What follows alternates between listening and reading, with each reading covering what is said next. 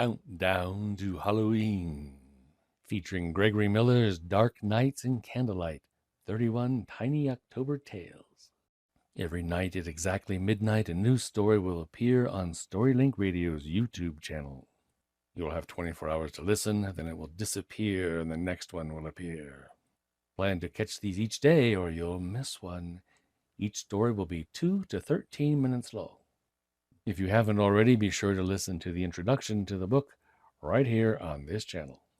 And now, tonight's story from Dark Nights and Candlelight, 31 Tiny October Tales.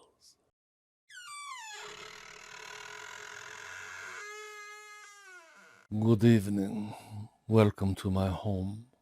Your story tonight will be presented by the Dullahan, the headless driver of the Irish death coach, the Costa Bauer. He is waiting for you by the columbarium. Go safely and leave something of the happiness you bring. Go, now.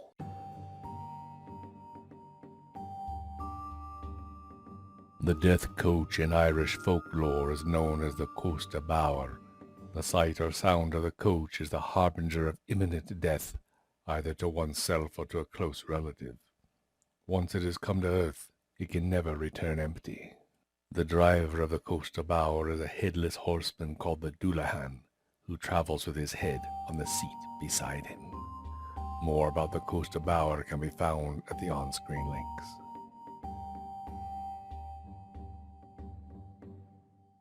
October 30, the witness. The cottage on the edge of the sea had witnessed the pendulum of life, death, and all the spectacle that comes between strokes. It had been a constant, silent, solitary spectator for over 400 years. And had it been human, and an old withered man hunched over grey and white beard reaching almost to his knees, it would have told the stories of people long forgotten who never asked for more than their due, or if they did, never received it. So many great dramas end like stuffed candles, never having enough tinder to catch greater flame, with little or nothing to memorialize them save worn, withered stone. That, at least, is what Molly Bannock thought as she and her family approached it in the failing twilight of a dying October day. Well, now, there she is, said her older brother Brian, as a little older woman opened the front door and stood in its frame, handed over her eyes and silhouetted by the firelight behind her. Now, come on, then, said Rogue, her younger brother. Let's get to it. Mother clicked her tongue. Be polite. You know your grandmother loves this evening, so. Grandmother did. For much of the rest of the year, Molly only visited on rare after-school evenings or Sunday afternoons. Brian checked on her almost daily throughout the long winter months, but besides Christmas, Grandmother didn't visit their house at all.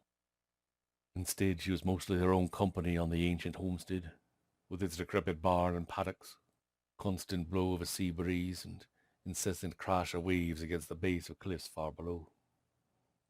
It sometimes struck Molly that Grandmother was waiting for something, and afraid that if she left for too long would pass her by while she was gone, never to return. I hope I get the ring this year, Molly whispered to Mother. Too young, Mother replied, huffing out white air as she walked.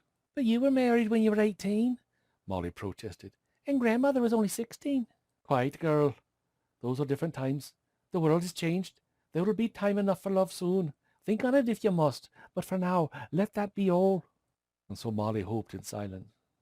Last year, Brian had finally found the ring, and now he was married to Kelly Murphy, and he was only 20, not so different from 17. The rest of the family, those who lived close and could make it, had already arrived. Uncle Albie, Aunt Kira, Great Aunt Fiona, and half a dozen cousins ranged in age from 2 to 32. The cottage, so barren and cold when visited alone and by daylight, felt close and warm, almost claustrophobic. Uncle Albie boomed with laughter. Cousin Ryan ribbed Brian and punched his arm. Great Aunt Fiona cooed at little Nora, who started to cry. Here now, Neve, come and help.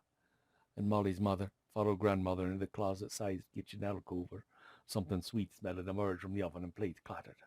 What do you spend your winnings on, then? Ryan asked Molly. I've got all my coins from the other years in a jar under my bed. They'll pay 6 minutes of college when the time comes. She fancies the ring this year, Rog said, smiling. Figures it's her turn. Do not. Here we are. Grandmother, with Mother behind, stood in the kitchen doorway, holding the barmbrack on a large earthenware platter. Both nervous and expectant, Molly shivered the way she did every year. Grandmother was such a bore most other times, a silent and stoic figure that offered up little besides a random scolding or a rare, threadbare story.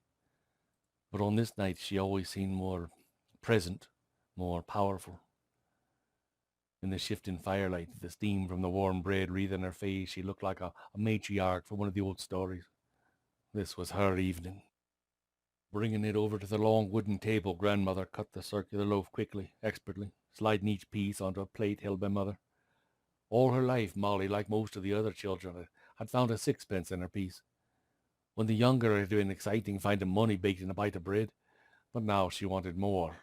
She wanted a ring to herald marriage within a year, a coin to herald good fortune, Grandmother proclaimed. Bite careful now, for money and matrimony are harder than teeth. Gingerly the family took their first bites, and Molly dug through the warm raisin-filled bread with her tongue for metal. Nothing. Another bite. Nothing. Oh, there! I'll be rich and living in the mountains by spring. Uncle Albie stuck out his tongue, upon which rested a silver sixpence. Another bite. A rounder fork struck metal, and more coins emerged from mouths. Nothing. Another bite. Then finally there it was, the clink and the hardness. I got it! Cousin Sarah, Ryan's older sister, grinned in triumph, holding aloft the thin, silver-plated ring, identical to those from other years. Molly stopped cold. Another year a child, she thought, then gingerly poked her tongue at the metal in her mouth. And then through it. A ring. How? Grandmother only ever put in one. But it didn't matter. No, not at all. The rings, if not the coins, had never been wrong, not in all her years. So many cousins married off since she was little, and all within a year of finding the ring in the All Hallows Eve barmbrack. Molly pulled the ring from her mouth and held it up. I got it too, she exclaimed. All the joking congratulations directed at Sarah died away in an instant. There had never been two rings before. What's that now? Mother demanded, stepping toward her.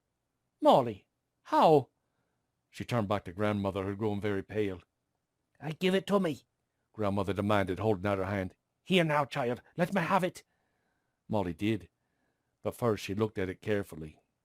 The ring was gold and well worn. Old, very old. Inlaid into the band was a piece of amber, and on the band itself, faint in the firelight, were letters she could not read. She handed it over, all eyes upon her, everyone silent. Grandmother looked at it intently, turning it round and round with palsied fingers. Did you bring this with you, girl? She demanded. No, Molly exclaimed. Of course not. Why would I? Aye, you must have brought it with ye. Grandmother tottered over to the fire and crouched closely over it. Molly, Mother demanded, what is this? What have you done? I did nothing, Molly exclaimed with the outrage of the truthful. Mother, Oh, great merciful saints, Grandmother shrieked. Cousin Ryan rushed to her, for she looked about to fall. An oath escaped Great Aunt Fiona's lips. Uncle Albie muttered a startled curse. This ring, said Grandmother, swatting Ryan away and holding it up. There are words. What are they? A chorus demanded. What do they say? The silence that followed was pregnant with inhaled breath. Aye, that is all for tonight, Grandmother said firmly. Happy and healthy Samhain to us all, until next year, aye. Never had this happened before. The evening gathering usually lasted hours, but the family, stricken by the sudden change in the generations-old ritual, now filed out without another word. Stay a moment, child, Grandmother told Molly, grasping her arm with unexpected strength. Numb, wordlessly, Molly did, until the door shut on the last of the family and they were alone in the smoking peat firelight, now low and guttering. For Leon Grogroin, Grandmother said softly. What, Grandmother? The words, child. The words on the ring. Love veils ugliness. But what do they mean? What does it all mean? I didn't put the ring in there, Grandmother. I swear it. I know, child, Grandmother said, and her voice broke. Molly was shocked to see tears in her eyes. This house has seen much, Grandmother continued, and Molly again thought, it's a witness. Aye, but it won't see the likes of this. Some rituals hold true as well, and so do other things when the world goes thin on certain days and nights. But I don't. You wanted a ring, child. You said so to all who'd listen, and something heard ye, but not something you want to meet. You take this ring, grandmother said, pressing it firmly into Molly's hand. You take it outside. You must do it yourself. And throw it as far as you can into the sea. Then you go home and you pray that your wish does not come true. Molly's mouth was dry. The ring was cold in her hand. In the morning I'll come to check on you, grandmother said, opening the door and pushing Molly out into the night. Tonight I too will pray. The door shut. The sea wind blew. Mother, Brian, and Rog stood by in silence waiting. Molly walked, then broke into a trot, her disgust with what she held building like the urge to vomit, then ran like the devil was on her heels to the split-board fence by the edge of the cliff and cast the ring out into the spray and darkness with all her strength. She answered no questions as they walked home together. Molly said nothing as she went up to her room, and as she got into her bed, sliding between the cool sheet and the warm down quilt, she gasped but did not scream when she saw the ring sitting by her lamp on her nightstand, its amber stone glinting like an ancient, staring eye. What? She thought wildly as a shadow fell over her and the lamp winked out. Is this house going to witness tonight? You've just heard tonight's story from Dark Nights and Candlelight, 31 Tiny October Tales from author Gregory Miller. You can get this book right now on Amazon at the on-screen link, and Kindle Unlimited users can borrow a copy of the book for free. You can learn more about Gregory Miller and his many amazing books and projects at his website, On Screen. If you have not already, be sure to listen to our event video here and visit our event website to learn all about our upcoming events. And remember to come back after midnight for our final tale of the season. Oh, and don't forget to hit the subscribe button for StoryLink Radio.